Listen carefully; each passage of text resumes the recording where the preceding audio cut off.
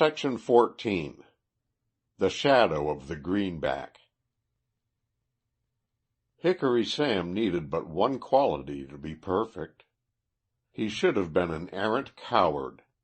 He was a blustering braggart, always boasting of the men he had slain and the odds he had contended against, filled with story of his own valor, but alas, he shot straight, and rarely missed his mark, unless he was drunker than usual. It would have been delightful to tell how this unmitigated ruffian had been held up by some innocent tenderfoot from the East, and made to dance at the muzzle of a quite new and daintily ornamented revolver, for the loud-mouthed blowhard seemed just the man to flinch when real danger confronted him. But, sad to say, there was nothing of the white feather about Hickory Sam, for he feared neither man nor gun nor any combination of them. He was as ready to fight a dozen as one, and once had actually held up the United States Army at Fort Concho, beating a masterly retreat backwards with his face to the foe, holding a troop in check with his 2 7-shooters that seemed to point in every direction at once, making every man in the company feel, with a shiver up his back, that he individually was covered, and would be the first to drop if firing actually began. Hickory Sam appeared suddenly in Salt Lick, and speedily made good his claims to the bad man of the district. Some old-timers disputed Sam's arrogant contention, but they did not live long enough to maintain their own well-earned reputations as objectionable citizens. Thus Hickory Sam reigned supreme in Salt Lick, and every one in the place was willing and eager to stand treat to Sam, or to drink with him when invited. Sam's chief place of resort in Salt Lick was the Hades Saloon, kept by Mike Davlin. Mike had not originally intended this to be the title of his bar, having at first named it after a little liquor cellar he kept in his early days in Philadelphia, called the Shades, but some cowboy humorist, particular about the external fitness of things, had scraped out the letter S, and so the sign over the door had been allowed to remain. Mike did not grumble. He had taken a keen interest in politics in Philadelphia, but an unexpected spasm of civic virtue having overtaken the city some years before, Davlin had been made a victim, and he was forced to leave suddenly for the West, where there was no politics, and where a man handy at mixing drinks was looked upon as a boon by the rest of the community.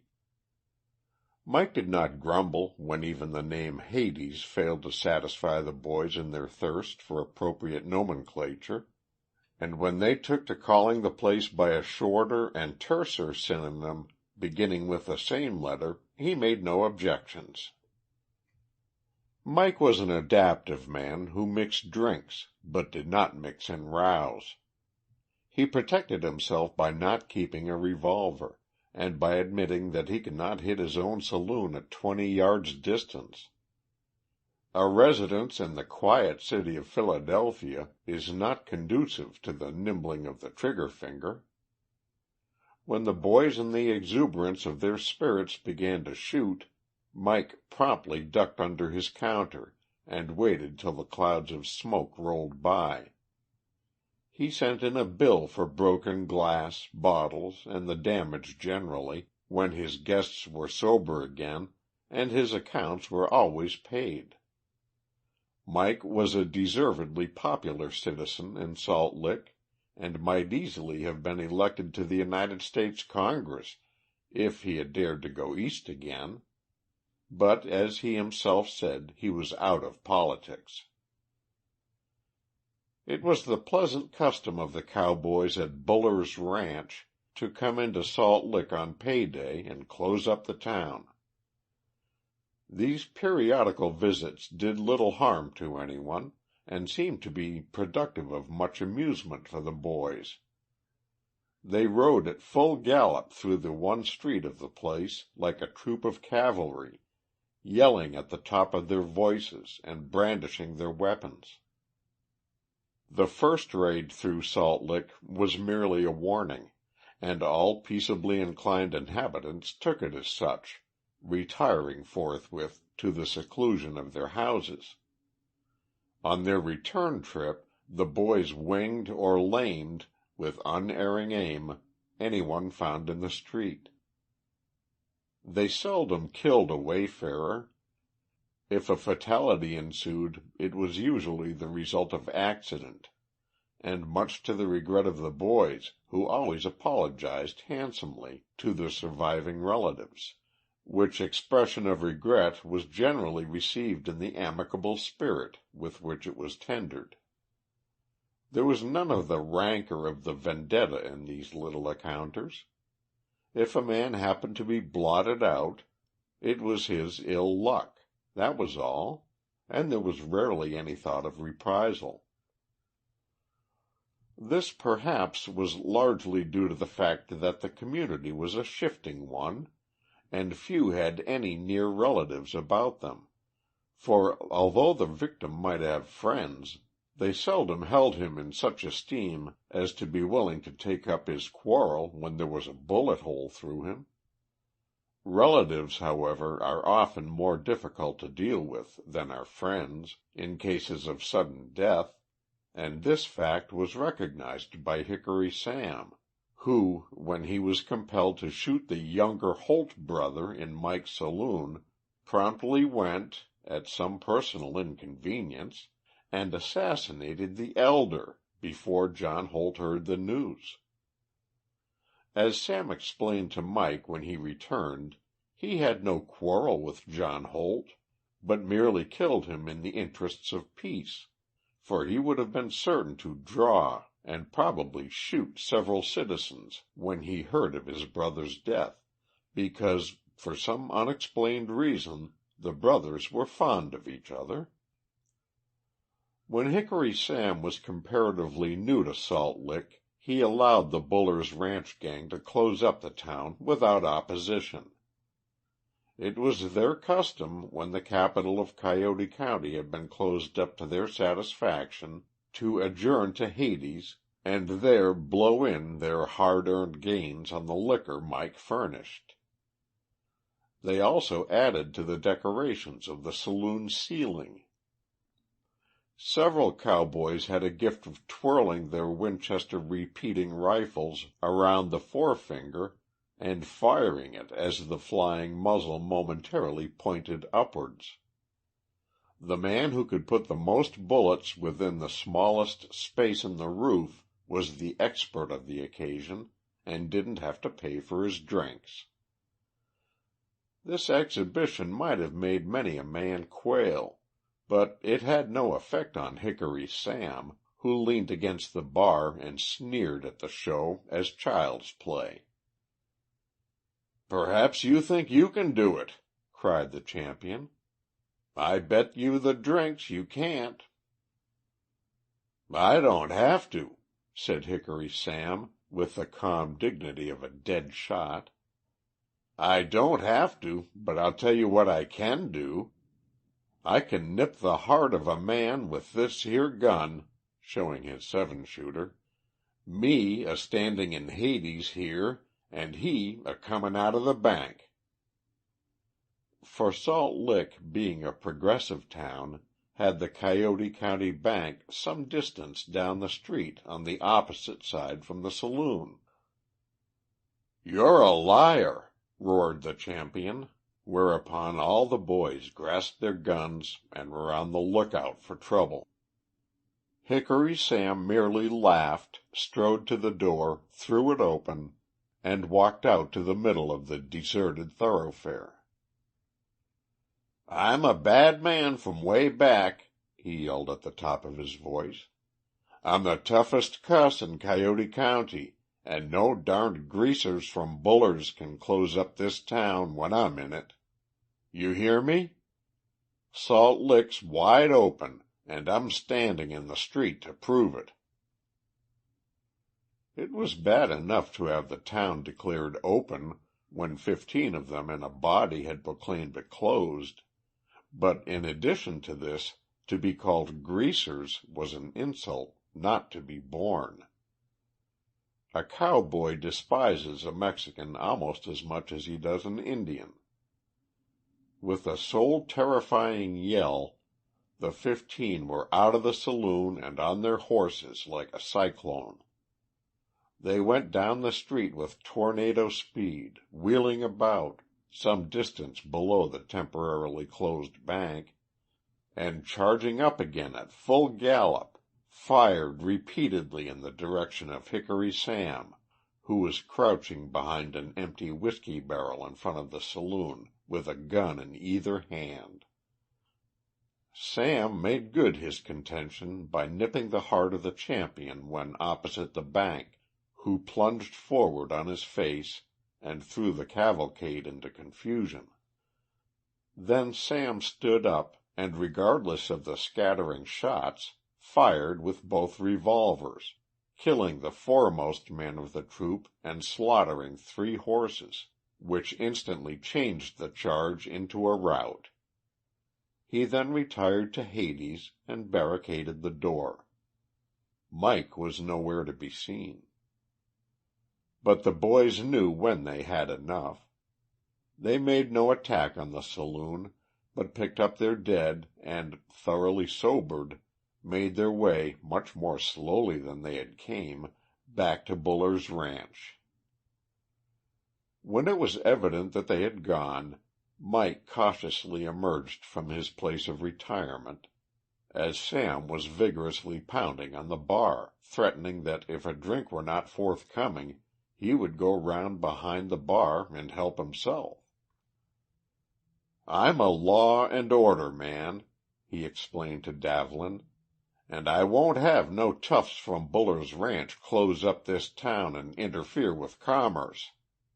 Every man has got to respect the Constitution of the United States as long as my gun can bark, you bet your life." Mike hurriedly admitted that he was perfectly right, and asked him what he would have, forgetting in his agitation that Sam took one thing only, and that one thing straight. Next day old Buller himself came in from his ranch to see if anything could be done about this latest affray. It was bad enough to lose 2 of his best herdsmen in a foolish contest of this kind, but to have 3 trained horses killed as well was disgusting. Buller had been one of the boys himself in his young days, but now, having grown wealthy in the cattle business, he was anxious to see civilization move westward with strides a little more rapid than it was taking. He made the mistake of appealing to the sheriff, as if that worthy man could be expected, for the small salary he received, to attempt the arrest of so dead a shot as Hickory Sam. Besides, as the sheriff quite correctly pointed out, the boys themselves had been the aggressors in the first place, and if 15 of them could not take care of one man behind an empty whiskey barrel, they had better remain peaceably at home in the future, and do their pistol practice in the quiet, innocuous retirement of a shooting gallery. They surely could not expect the strong arm of the law, in the person of a peaceably minded sheriff, to reach out and pull their chestnuts from the fire when several of them had already buried their fingers, and when the chestnuts shot and drank as straight as Hickory Sam. Buller, finding the executive portion of the law slow and reluctant to move, sought advice from his own lawyer, the one disciple of Coke upon Littleton in the place. The lawyer doubted if there was any legal remedy in the then condition of society around Salt Lick. The safest plan perhaps would be, mind he did not advise but merely suggested, to surround Hickory Sam and wipe him off the face of the earth. This might not be strictly according to law, but it would be effective if carried out without an error. The particulars of Buller's interview with the sheriff spread rapidly in Salt Lick, and caused great indignation among the residents thereof, especially those who frequented Hades.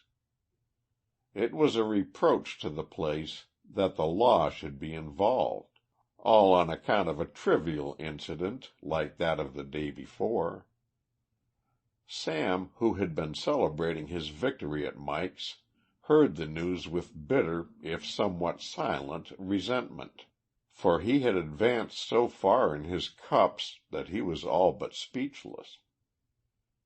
Being a magnanimous man, he would have been quite content to let bygones be bygones, but this unjustifiable action of Buller's required prompt and effectual chastisement.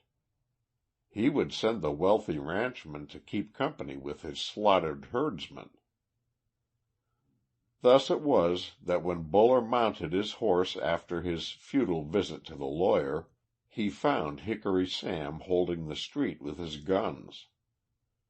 The fusillade that followed was without result, which disappointing termination is accounted for by the fact that Sam was exceedingly drunk at the time, and the ranchman was out of practice.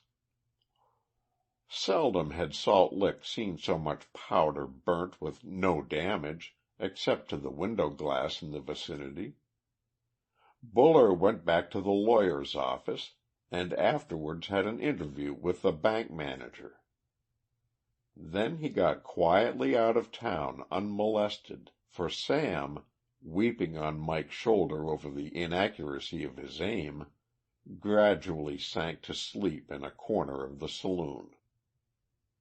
Next morning, when Sam woke to temporary sobriety, he sent word to the ranch that he would shoot old Buller on sight, and at the same time he apologized for the previous eccentricities of his fire, promising that such an annoying exhibition should not occur again.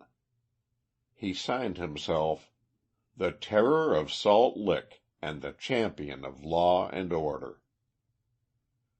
It was rumored that old Buller, when he returned to the lawyer's office, had made his will, and that the bank manager had witnessed it. This supposed action of Buller was taken as a most delicate compliment to Hickory Sam's determination and marksmanship, and he was justly proud of the work he had thrown into the lawyer's hands.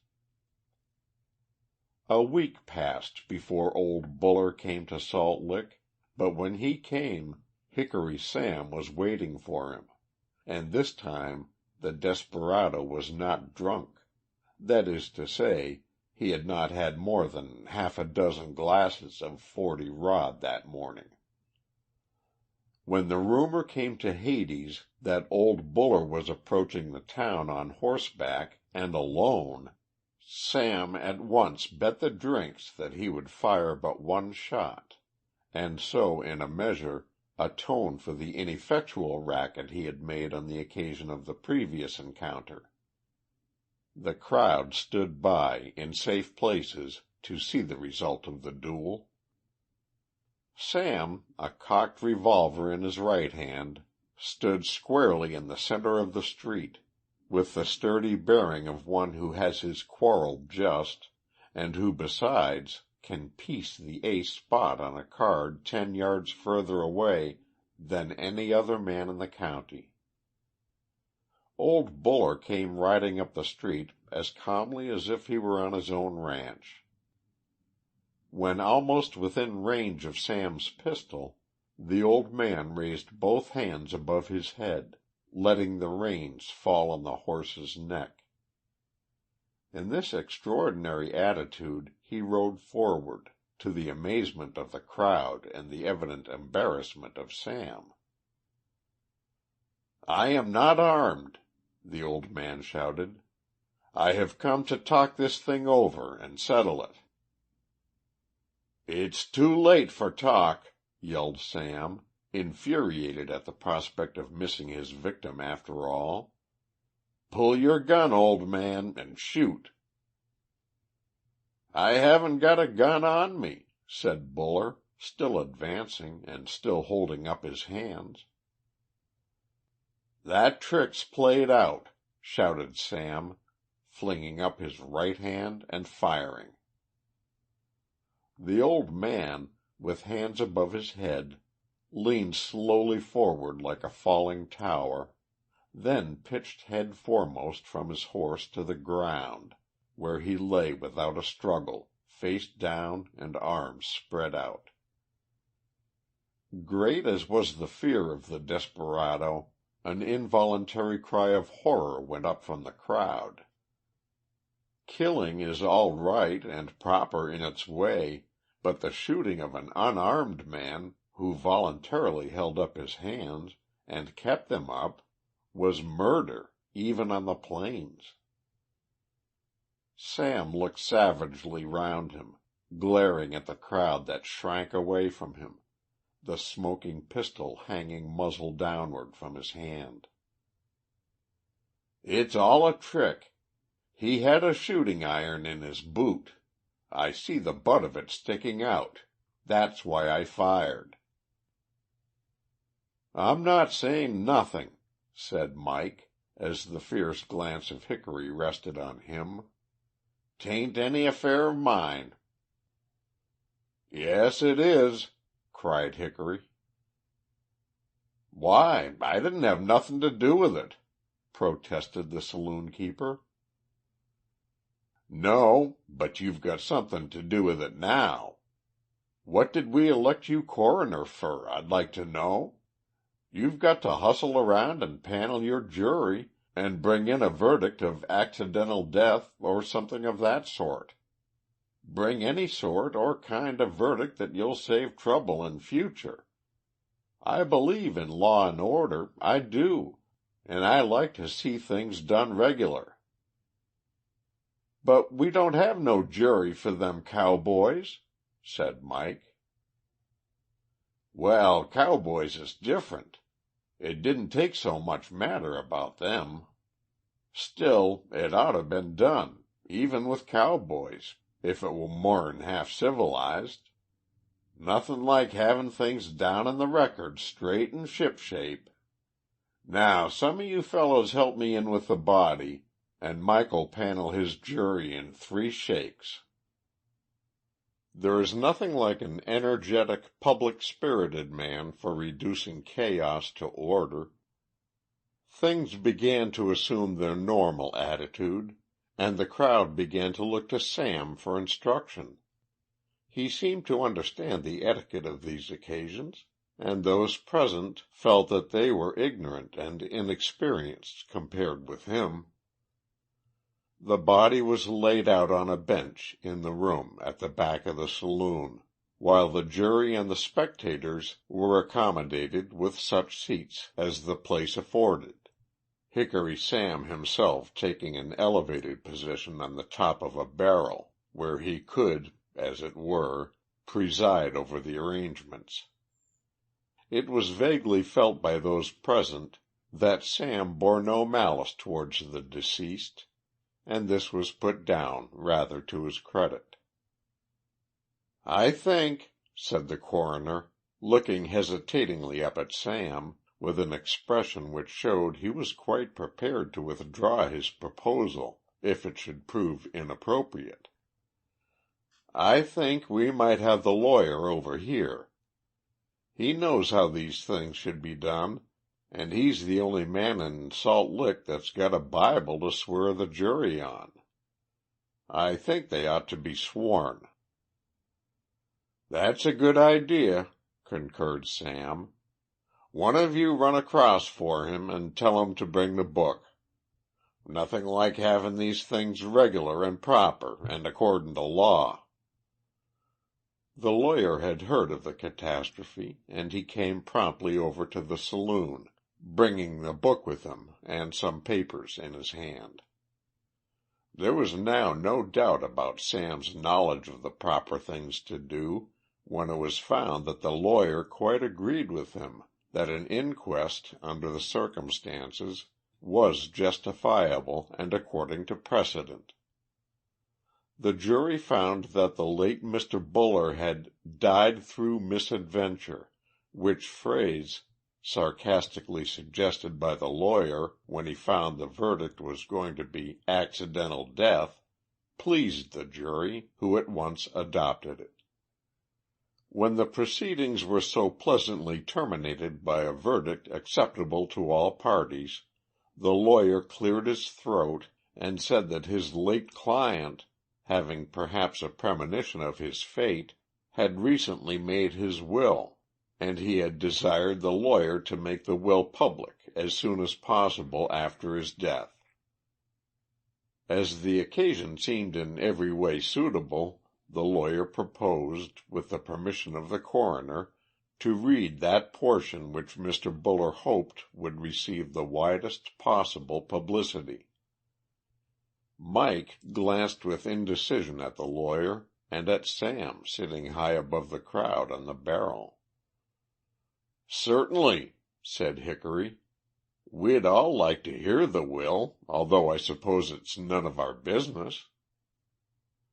The lawyer made no comment on this remark, but bowing to the assemblage, unfolded a paper and read it. Mr. Buller left all his property to his nephew in the East, with the exception of $50,000 in greenbacks, then deposited in the Coyote County Bank at Salt Lick. The testator had reason to suspect that a desperado named Hickory Sam, real name or designation unknown, had designs on the testator's life. In case these designs were successful, the whole of this money was to go to the person or persons who succeeded in removing this scoundrel from the face of the earth. In case the sheriff arrested the said Hickory Sam and he was tried and executed, the money was to be divided between the sheriff and those who assisted in the capture. If any man on his own responsibility shot and killed the said Hickory Sam, the $50,000 became his sole property, and would be handed over to him by the bank manager, in whom Mr. Buller expressed every confidence, as soon as the slayer of Hickory Sam proved the deed to the satisfaction of the manager. In every case, the bank manager had full control of the disposal of the fund, and could pay it in bulk or divide it among those who had succeeded in eliminating from a contentious world one of its most contentious members. The amazed silence which followed the reading of this document was broken by a loud jeering and defiant laugh from the man in the barrel. He laughed long, but no one joined him, and as he noticed this, his hilarity died down, being in a measure forced and mechanical. The lawyer methodically folded up his papers. As some of the jury glanced down at the face of the dead man who had originated this financial scheme of post-mortem vengeance, they almost fancied they saw a malicious leer about the half-open eyes and lips. An odd whisper ran around the assemblage. Each man said to the other under his breath, $50,000, as if the dwelling on each syllable made the total seem larger. The same thought was in every man's mind. A clean, cool little fortune, merely for the crooking of a forefinger and the correct leveling of a pistol barrel. The lawyer had silently taken his departure. Sam, soberer than he had been for many days, slid down from the barrel, and with his hand on the butt of his gun, sidled, his back against the wall, towards the door. No one raised a finger to stop him. All sat there watching him as if they were hypnotized. He was no longer a man in their eyes, but the embodiment of a sum to be earned in a moment, for which thousands worked hard all their lives, often in vain, to accumulate. Sam's brain on a problem was not so quick as his finger on a trigger, but it began to filter slowly into his mind that he was now face to face with a danger against which his pistol was powerless. Heretofore, roughly speaking, nearly everybody had been his friend. Now the hand of the world was against him, with a most powerful motive for being against him, a motive which he himself could understand. For a mere fraction of $50,000 he would kill anybody, so long as the deed could be done with reasonable safety to himself. Why then should any man stay his hand against him with such a reward hanging over his head? As Sam retreated backwards from among his former friends, they saw in his eyes what they had never seen there before, something that was not exactly fear, but a look of furtive suspicion against the whole human race. Out in the open air once again, Sam breathed more freely. He must get away from Salt Lick, and that quickly. Once on the prairie, he could make up his mind what the next move was to be. He kept his revolver in his hand, not daring to put it into its holster. Every sound made him jump, and he was afraid to stand in the open, yet he could not remain constantly with his back to the wall. Poor Buller's horse, fully accoutered, cropped the grass by the side of the road. To be a horse thief was, of course, worse than to be a murderer, but there was no help for it. Without the horse, escape was impossible. He secured the animal with but little trouble, and sprang upon its back. As he mounted, a shot rang out from the saloon. Sam whirled around in the saddle, but no one was to be seen. Nothing but a thin film of pistol smoke melting in the air above the open door.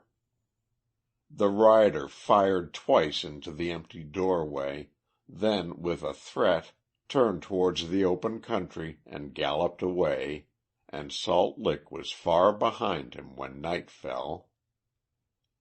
He tethered his horse and threw himself down on the grass, but dared not sleep. For all he knew, his pursuers might be within a few rods of where he lay, for he was certain they would be on his trail as soon as they knew he had left Salt Lick. The prize was too great for no effort to be made to secure it. There is an enemy before whom the strongest and bravest man must succumb. That enemy is sleeplessness. When daylight found the desperado, he had not closed an eye all night. His nerve was gone, and perhaps for the first time in his life he felt a thrill of fear. The emptiness of the prairie, which should have encouraged him, struck a chill of loneliness into him, and he longed for the sight of a man, even though he might have to fight him when he approached. He must have a comrade, he said to himself, if he could find any human being in straits as terrible as his own, someone who would keep watch and watch with him through the night. But the comrade must either be ignorant of the weight of money that hung over the desperado's head, or there must be a price on his own. An innocent man would not see the use of keeping such strict watch. A guilty man, on learning the circumstances of the case, would sell Sam's life to purchase his own freedom. $50,000, in the desperado's mind, would do anything, and yet he himself, of all the 60 million people in the land, was the only one who could not earn it. A comrade, then, the innocent or guilty, was impossible, and yet was absolutely necessary if the wanderer was to have sleep. The horse was in distress through lack of water, and Sam himself was both hungry and thirsty. His next halting place must be near a stream, yet perhaps his safety during the first night was due to the fact that his pursuers would naturally have looked for him near some watercourse and not on the open prairie. 10 days later, Mike Davlin was awakened at 3 a.m. to find standing by his bed a giant, haggard, living skeleton, holding a candle in one hand and pointing a cocked revolver at Mike's head with the other. "Get up," said the apparition hoarsely, "and get me something to eat and drink. Drink first, and be quick about it. Make no noise. Is there anybody else in the house?" "No," said Mike, shivering. "You wait here, Sam, and I'll bring you something.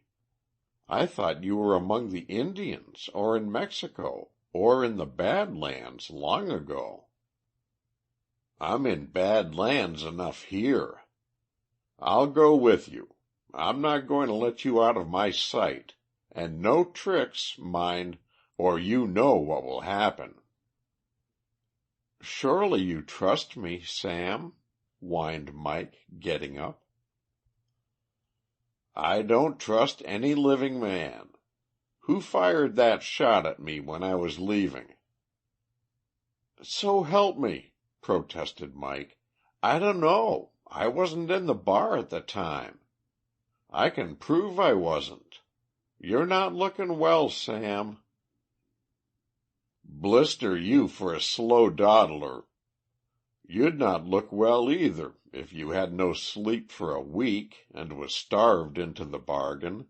Get a move on you." Sam ate like a wild beast what was set before him, and although he took a stiff glass of whiskey and water at the beginning, he now drank sparingly. He laid the revolver on the table at his elbow and made Mike sit opposite him. When the ravenous meal was finished, he pushed the plate from him and looked across at Davlin. "When I said I didn't trust you, Mike, I was a liar. I do, and I'll prove it. When it's your interest to befriend a man, you'll do it every time." "I will that," said Mike, not quite comprehending what the other had said. "Now listen to me, Mike, and be sure you do exactly as I tell you. Go to where the bank manager lives and rouse him up as I roused you. He'll not be afraid when he sees it's you. Tell him you've got me over in the saloon, and that I've come to rob the bank of that $50,000. Say that I'm desperate and can't be taken short of a dozen lives. And there'll be no lie in that, as you know. Tell him you've fallen in with my plan, and that we'll go over there and hold him up. Tell him the only chance of catching me is by a trick. He's to open the door of the place where the money is, and you're to shove me in and lock me up. But when he opens the door, I'll send a bullet through him, and you and me will divide the money. Nobody will suspect you, for nobody'll know that you were there but the bank man, and he'll be dead.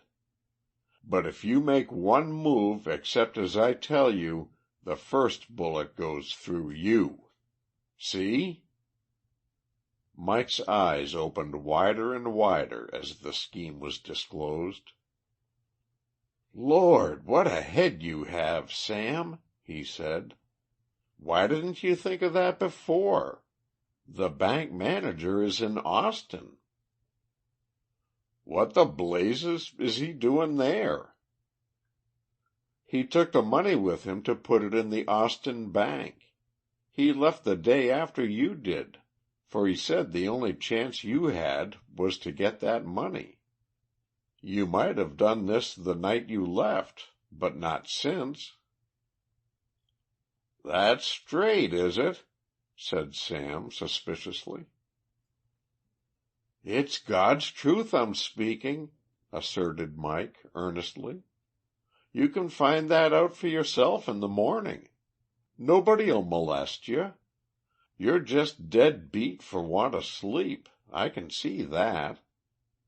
Go upstairs and go to bed. I'll keep watch, and not a soul'll know you're here." Hickory Sam's shoulders sank when he heard the money was gone, and a look of despair came into his half-closed eyes. He sat thus for a few moments, unheeding the other's advice, then with an effort shook off his lethargy. "No," he said at last, "I won't go to bed. I'd like to enrich you, Mike, but that would be too easy. Cut me off some slices of this cold meat and put them between chunks of bread. I want a 3 days' supply and a bottle of whiskey." Mike did as requested, and at Sam's orders attended to his horse. It was still dark, but there was a suggestion of the coming day in the eastern sky. Buller's horse was as jaded and as fagged out as its rider. As Sam, stooping like an old man, rode away, Mike hurried to his bedroom, noiselessly opened the window, and pointed at the back of the dim retreating man a shotgun, loaded with slugs. He could hardly have missed killing both horse and man if he had had the courage to fire, but his hand trembled, and the drops of perspiration stood on his brow. He knew that if he missed this time there would be no question in Sam's mind about who fired the shot. Resting the gun on the ledge and keeping his eye along the barrel, he had not the nerve to pull the trigger. At last the retreating figure disappeared, and with it Mike's chance of a fortune. He drew in the gun and softly closed the window with a long, quivering sigh of regret. Sidney Buller went west from Detroit when he received the telegram that announced his uncle's death and told him he was heir to the ranch. He was 30 years younger than his uncle had been at the time of his tragic death, and he bore a remarkable likeness to the old man. That is, a likeness more than striking, when it was remembered that one had lived all his life in a city, while the other had spent most of his days on the plains. The young man had seen the sheriff on his arrival, expecting to find that active steps had been taken towards the arrest of the murderer. The sheriff assured him that nothing more effective could be done than what had been done by the dead man himself in leaving $50,000 to the killer of Hickory Sam.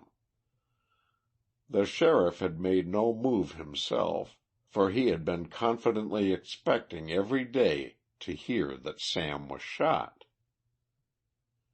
Meanwhile, nothing had been heard or seen of the desperado since he left Salt Lick on the back of the murdered man's horse.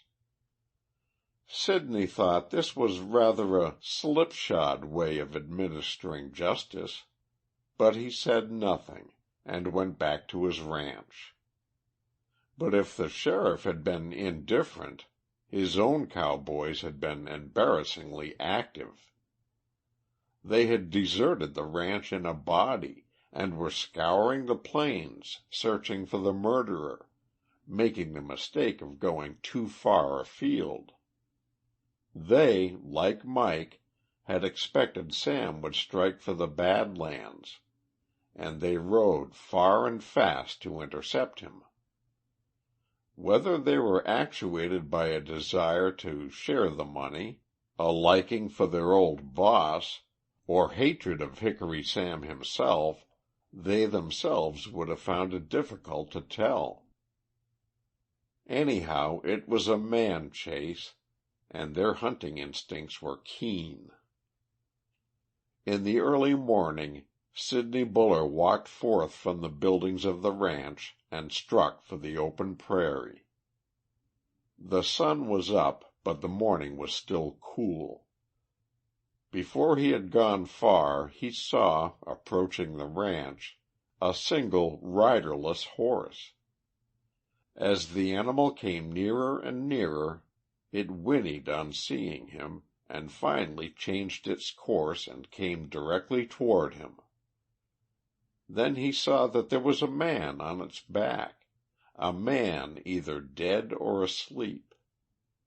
His hand hung down nerveless by the horse's shoulder, and swung helplessly to and fro as the animal walked on. The man's head rested on the horse's mane.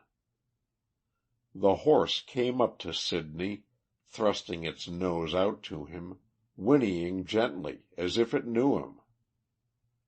"Hello!" cried Sidney, shaking the man by the shoulder. "What's the matter? Are you hurt?" Instantly the desperado was wide awake, sitting bolt upright, and staring at Sidney with terrified recognition in his eyes. He raised his right hand, but the pistol had evidently dropped from it when he, overcome by fatigue, and drowsy after his enormous meal, had fallen asleep. He flung himself off, keeping the animal between himself and his supposed enemy, pulled the other revolver, and fired at Sidney across the plunging horse.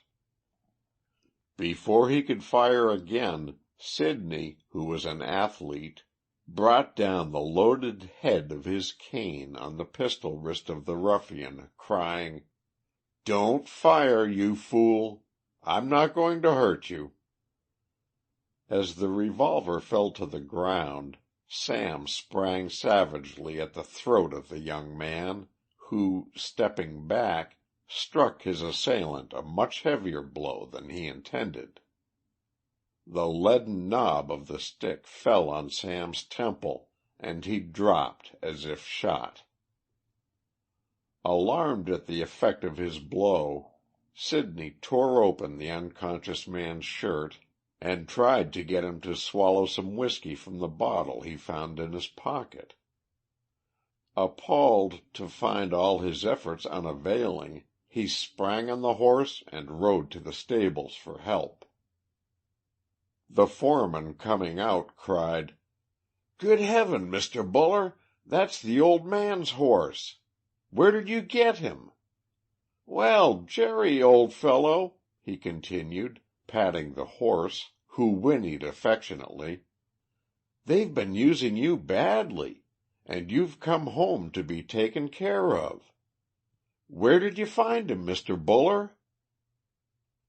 "Out on the open prairie, and I'm afraid I've killed the man who was riding him.